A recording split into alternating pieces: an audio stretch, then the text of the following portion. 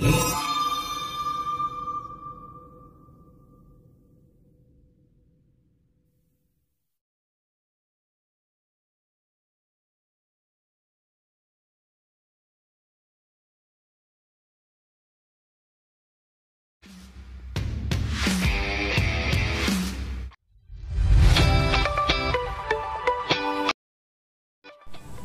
pagi anak-anak sekalian, kembali lagi bersama kami Guru IPA SMP Trisakti 1 yang kece.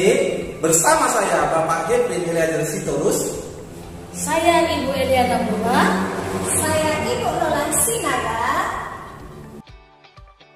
Pada video kali ini kita akan membahas materi klasifikasi makhluk hidup yang meliputi definisi klasifikasi makhluk hidup, tujuan klasifikasi makhluk hidup, dan dasar klasifikasi makhluk hidup. Klasifikasi makhluk hidup adalah pengelompokan. Jadi tujuan dari klasifikasi makhluk hidup adalah mengelompokkan makhluk hidup. Tujuan dari klasifikasi makhluk hidup adalah untuk mempermudah dalam pengenalan, dan yang menjadi dasarnya adalah berdasarkan persamaan dan perbedaan.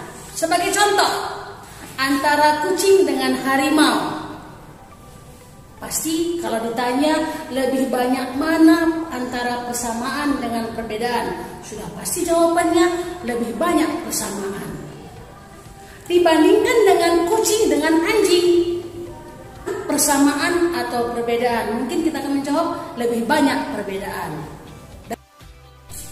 Manfaat dari klasifikasi adalah yang pertama itu untuk mempermudah mengelompokkan makhluk hidup yang beraneka ragam. Yang kedua, mengenal jenis-jenis dari makhluk hidup itu sendiri.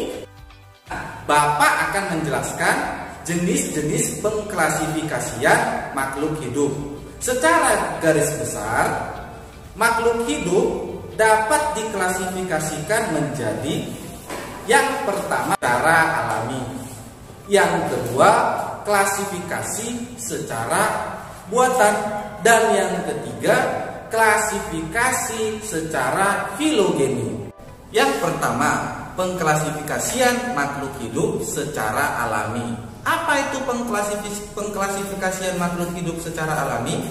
Pengklasifikasian makhluk hidup secara alami yaitu pengelompokan makhluk hidup berdasarkan ciri-ciri morfologi ataupun ciri-ciri fisik yang dapat kita amati. Misal pada hewan, nah kita bisa mengelompokkan hewan berdasarkan jumlah kakinya. Contoh misalnya ayam, unggas, bebek, dan entok bisa kita masukkan dalam satu kelompok, yaitu kelompok hewan berkaki dua. Yang kedua, sistem klasifikasi buatan. Nah, kenapa buatan? Ini berdasarkan kegunaannya. Nah, dilihat dari ciri-ciri makhluk hidup tersebut. Sistem klasifikasi buatan, ya, ini dikemukakan oleh Carolus Linnaeus yang dikenal dengan binomial nomenklatur, yang artinya terdiri dari dua kata saja, ya. Kata pertama itu menunjukkan genus, kata kedua menunjukkan spesies, ya.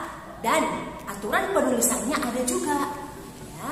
Yang pertama, huruf kapital di awal kalimat.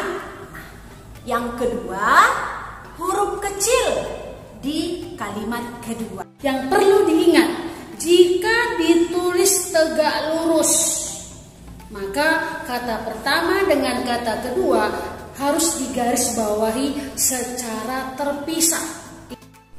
Sistem klasifikasi yang ketiga adalah sistem klasifikasi berdasarkan filogenik. Sistem klasifikasi ini mengacu pada teori evolusi yang dikemukakan oleh Charles Darwin.